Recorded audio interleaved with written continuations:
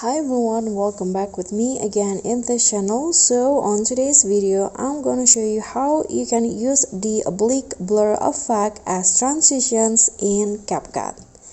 So here I'm going to just show you. So first prepare your clips. Now go to the video effect and click on the opening and closing.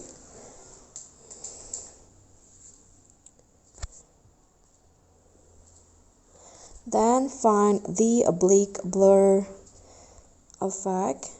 Okay, this one.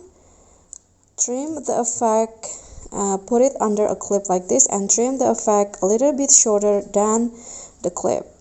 Okay, just like that. Now click on effect, click on object and make it all videos. Now you can just add a keyframe at the start of the effect and make the blur and rotate to 100.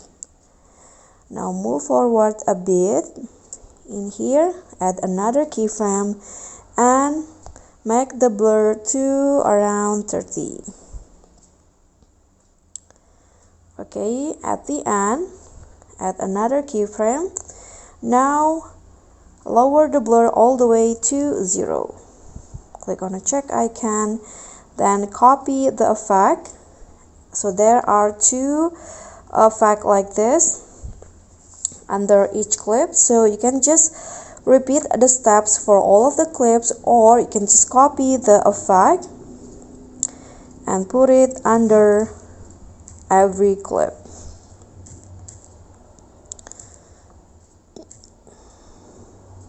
like that. Okay, so I've already put effects on every clip and now it's done and your video will become like this.